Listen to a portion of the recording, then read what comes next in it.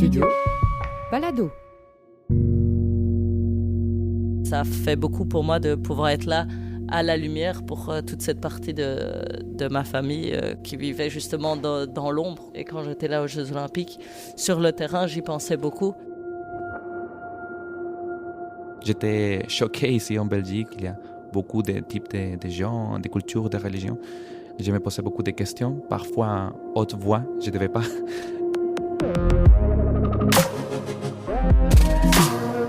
BXL 1001 vies.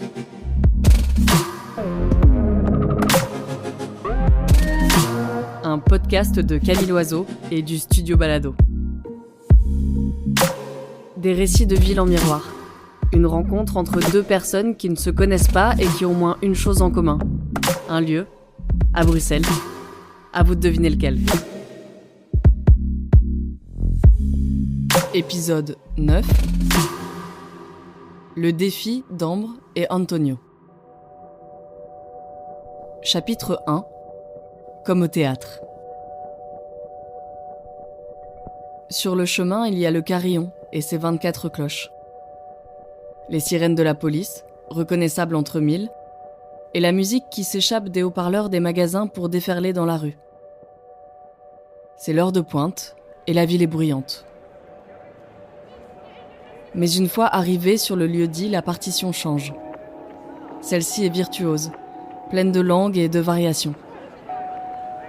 J'y attrape des bribes de conversation, les mots doux des commerçants qui maîtrisent l'art du rabattage, les voix robotiques des guides transformés par les micros bas de gamme collés à leurs joues, les roues des valises traînées sur les pavés, un baffle qui crachote une musique inconnue et des éclats de rire qui résonnent sous les arches. 1001 vies se croisent ici.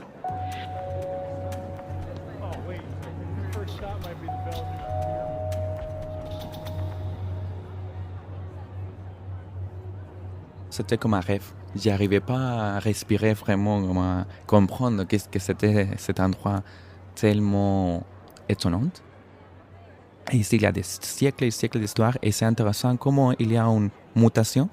Parce qu'avant, c'était un marché, après, c'était un parking, il y avait une fontaine au milieu, il y avait l'exécution des gens. Et maintenant, finalement, c'est un endroit pour les péatons, pour les gens. Beaucoup de gens la traversent, des gens de tout âge venant de partout, beaucoup de photos qui sont prises.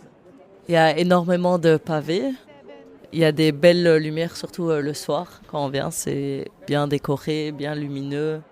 Tu te sens entouré par de très beaux bâtiments.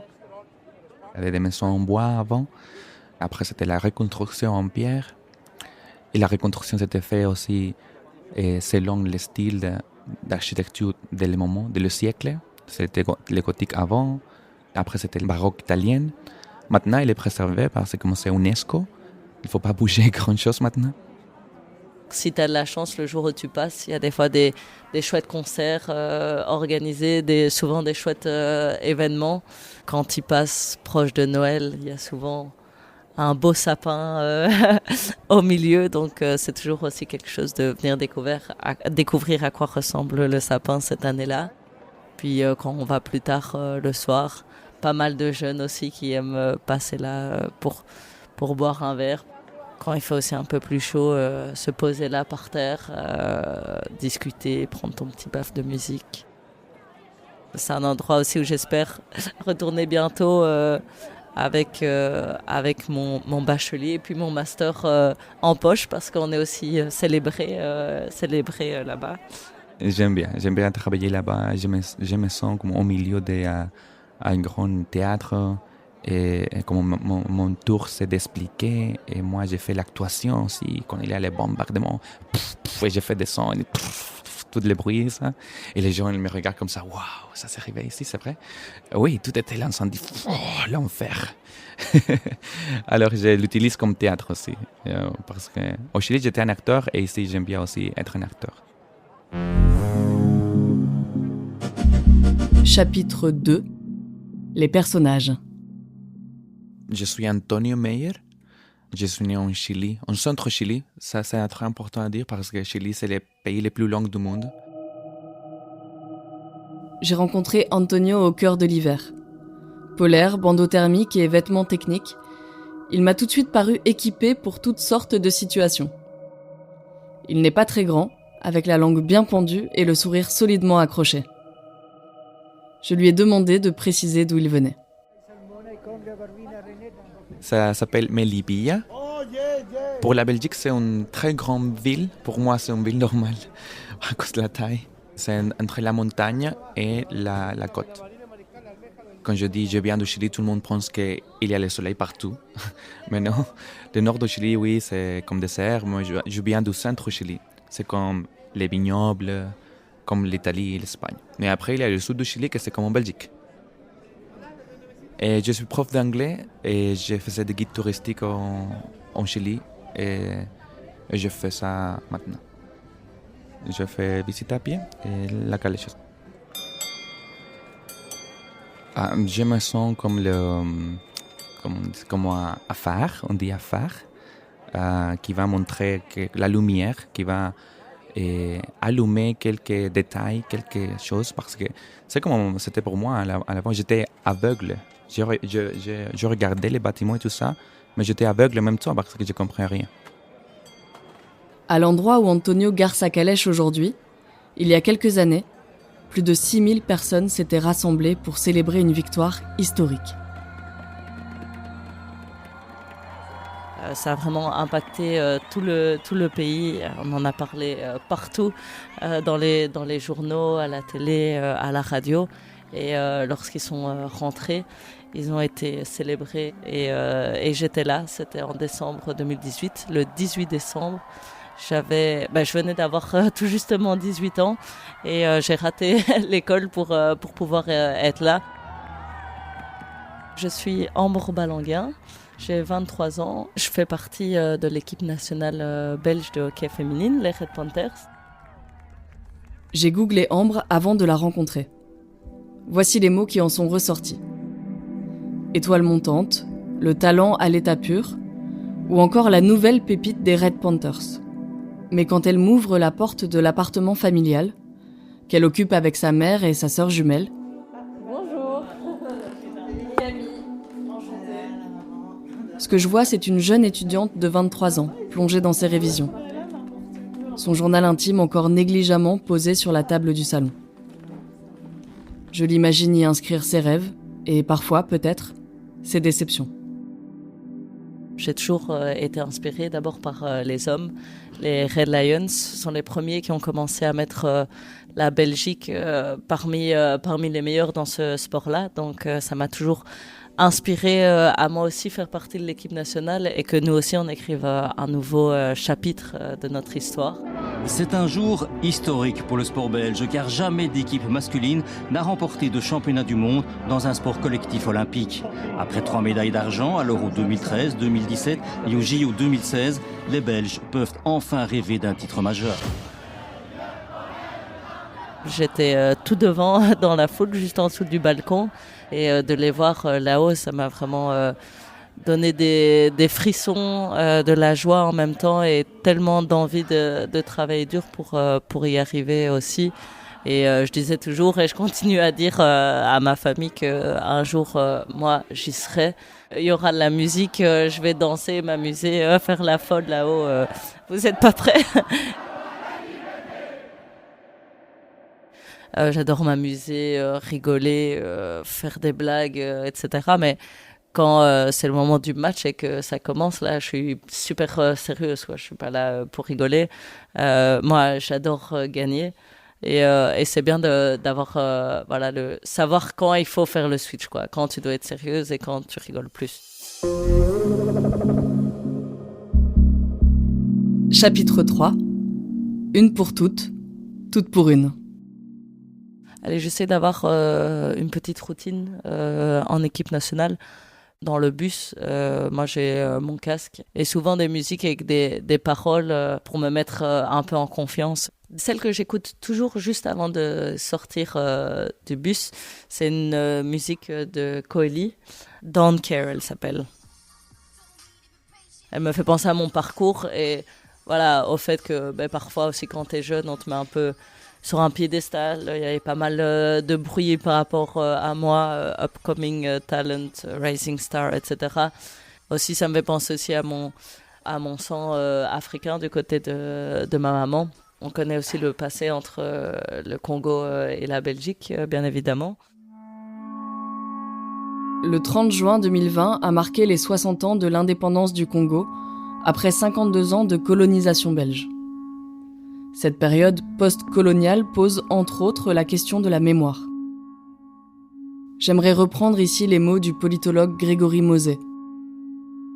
Détourner le regard ne permettra pas aux blessures de l'histoire de cicatriser. Ma grand-mère qui est arrivée en Belgique assez jeune, elle ne savait même pas encore parler français quand elle est arrivée, à peine lire, écrire, etc. Elle avait 14 ans, déjà 2 enfants, puis elle a eu ma maman encore, et encore une sœur, 4 enfants.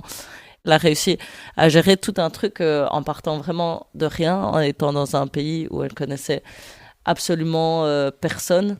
Et puis ma maman aussi qui a aussi toujours tout fait pour ce qu'on ait le meilleur partout, tout ce qu'on a besoin pour réussir. Et je sais que c'était aussi pas toujours facile pour ma maman.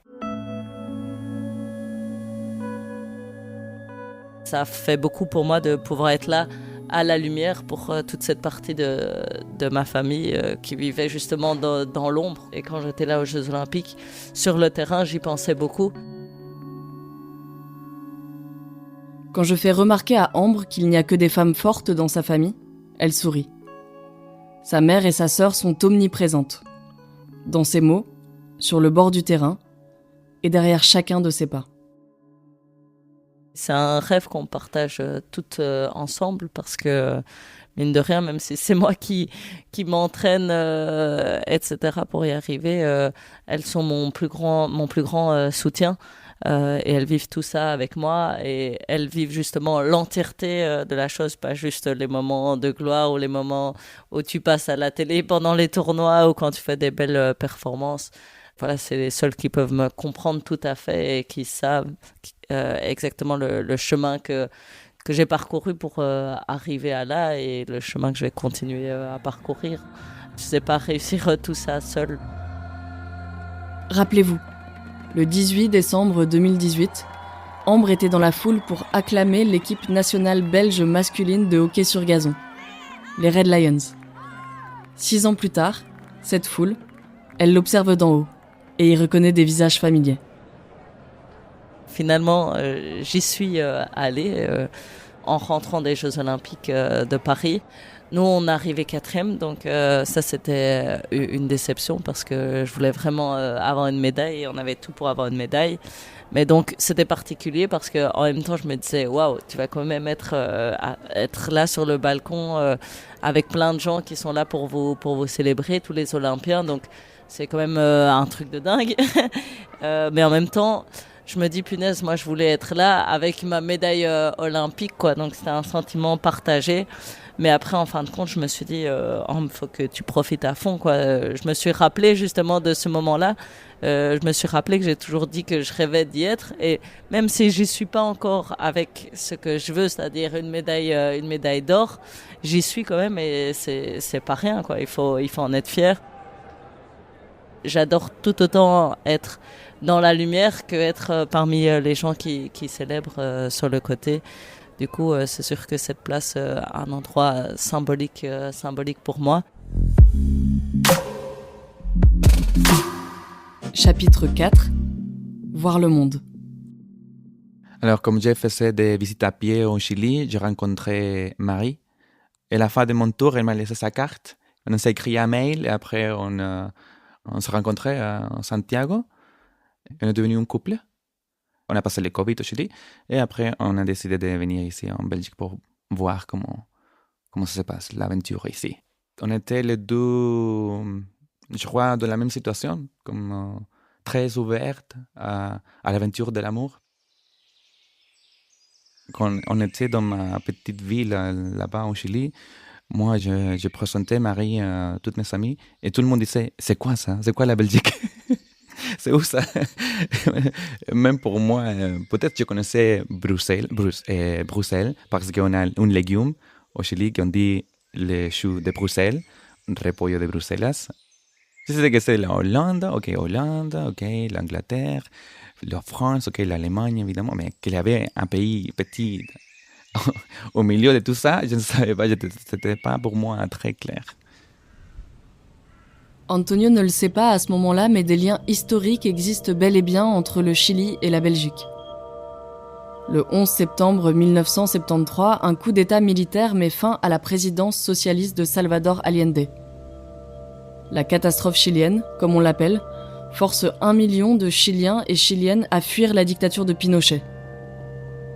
Quelques milliers de ces réfugiés politiques ont été accueillis en Belgique. Cela coïncide avec la construction de logements sociaux dans la commune de Neder-Overembeek, dans le nord de Bruxelles.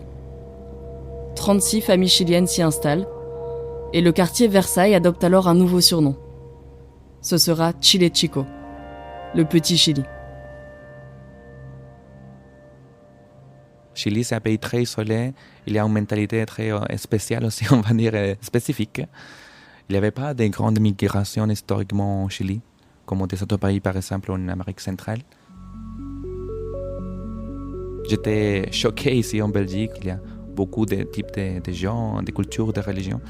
Je me posais beaucoup de questions, parfois haute voix. Je ne devais pas. Marie, elle m'a dit, on ne va pas faire des questions comme ça à haute voix, on peut parler entre nous, mais... Alors, je devais commencer à comprendre et à ouvrir mon esprit pour comprendre les cultures, les religions. Et c'était un défi, un grand défi que je me disais, ok, j'apprends des mots en différentes langues. Ça, c'est aussi une façon de connecter avec les gens. C'est intéressant qu'il me dise, oh, on vient de la Grèce. Alors, je dis, kalosistate. Elle rigole et comme ça, la relation, c'est immédiatement différente. C'est ma façon de que les gens se sentent à l'aise, sont accueillis, qu'ils se sentent chez eux un petit peu. J'étais à 2 doigts de le laisser filer quand je me suis rappelé d'une expression qu'Antonio avait utilisée. Il a dit « On était tous les deux prêts à l'aventure de l'amour ». L'aventure de l'amour. Ça m'avait accroché l'oreille, mais je ne savais pas exactement de quoi il parlait. Je suis une personne qui aime bien voyager. Je vais prendre un exemple au Brésil. J'étais au Brésil, que c'était aussi une culture différente, une autre langue. Et je devais apprendre à avoir de confiance dans les yeux des gens, parce que je ne comprenais pas la langue, je ne comprenais pas beaucoup qu'est-ce qu'elle me disait. Et j'ai posé des questions aux gens. Et ça, pour moi, c'était l'expérience de l'amour. Parce qu'il y avait des gens qui m'aidaient dans la rue sans me connaître. Je me souviens, il y avait un jour une vieille femme qui m'a rencontré dans un bus. Elle m'a dit ah, tu viens du Chili, tu voyais ici en Brésil. Est-ce qu'on peut être amis? Comme ça, je peux connaître le monde entier à travers tes yeux, elle m'a dit. Alors, l'aventure de l'amour, c'est pas seulement un couple, mais c'est comment est-ce qu'on sent la vie en général. L'amour, ça peut être le voyage en train, des gestes très simples aussi en même temps.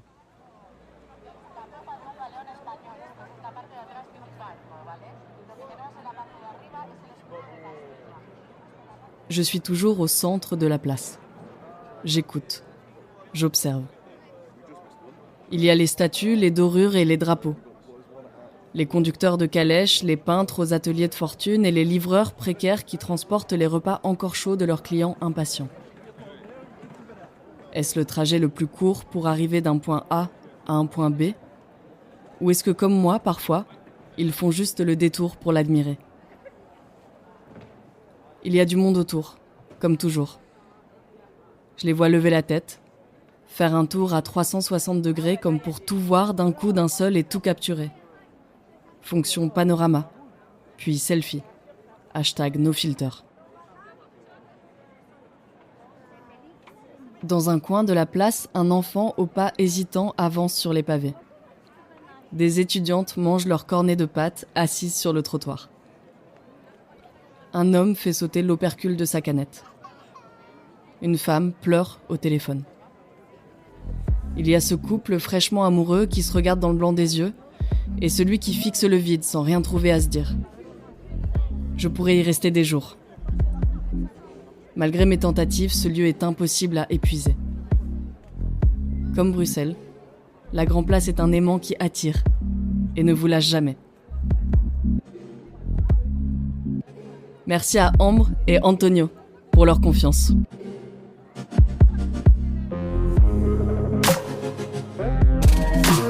BXL 1001 vies, un podcast de Camille Loiseau, produit par le studio Balado, avec le soutien de la ville de Bruxelles et en partenariat avec BX1.